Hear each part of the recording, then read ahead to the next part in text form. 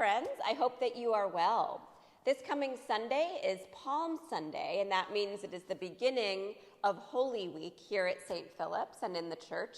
And so on Palm Sunday, we have our services at 8 a.m. and 10 a.m. And at 10 o'clock a.m., we'll be beginning outside with the Liturgy of the Palms. It is a liturgy where we remember how Jesus came into Jerusalem during his final week of life, and we'll hear a gospel reading and say some prayers. And then we will come inside as we process in during our first hymn. And we also at that service have the Passion narrative. So it's a reading of the gospel in parts by people in the congregation, and it tells the story of Jesus's last meal and death and crucifixion and burial. And then the remainder of the Holy Week services are Maundy, Thursday. We'll have a Holy Eucharist Rite 1 at 6 p.m. here in the church, followed by the overnight watch, where people can come and wait and watch with Christ here in the church. And then Good Friday at noon, we'll be gathering with other Phillipstown churches at St. Mary's for the Good Friday liturgy. And then at 4 o'clock back here at St. Philip's on Good Friday, we have a children's service. So that service will be geared to children with an activity and discussion and some singing, but all ages are welcome. And then on Easter Sunday, 8 o'clock and 10 o'clock here in the church. So you're welcome to join us during Holy Week. I also want to talk about a little bit more about the instructed Eucharist here in this video today. And the two things I'd like to talk about are postures that we take during worship, standing, sitting, and kneeling, and a little bit about the use of the altar. So in Lent, we've been using Rite 1 form of the Eucharist, and in Lent, it's a more penitential season. So we've been invited to kneel a little bit more during our worship. We kneel and we stand for prayer. Those are typical prayer postures that we engage in when we pray to God. And since it's a penitential season, you may have noticed that we kneel for the prayers of the people, we kneel for parts of the Eucharistic prayer to take on that penitential posture. And you may notice that your body or your spirit or your mind feels different as you kneel, or just pay attention to the differences that you feel as you stand and as you kneel. And then in Easter, we'll be standing a little bit more, and I'll be inviting you to stand during the Eucharistic prayer, stand during the prayers of the people. But if you like a different posture, feel free to engage in that. Whatever is best for you and your relationship with God, I invite you to do that.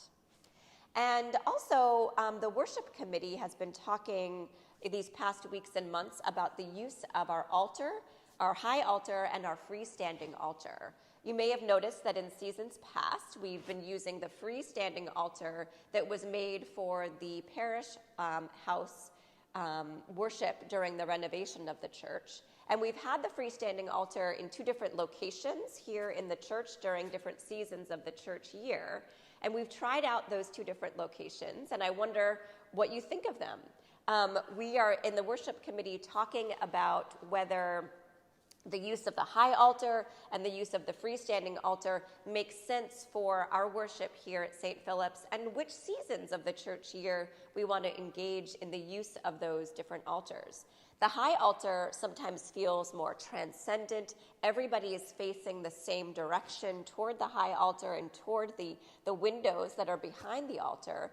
And we have an experience of God that might be a little bit more distant, but very transcendent and powerful when we use the high altar.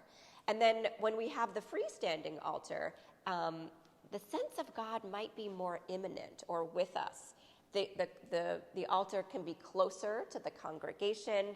The priest and the people who are worshiping together are all facing each other and facing the altar, and it might be a more intimate or immanent experience of God in our midst.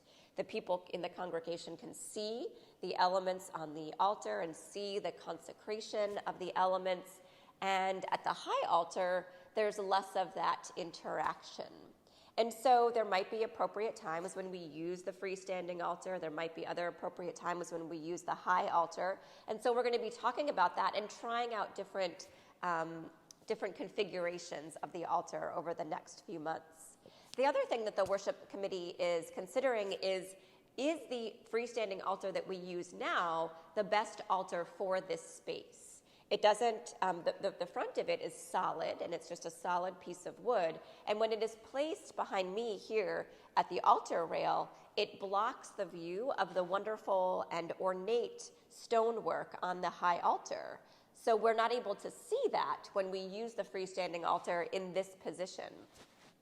So we're talking about maybe the use of a table would be better so that we can see through to that unique and beautiful stonework and where that table might be.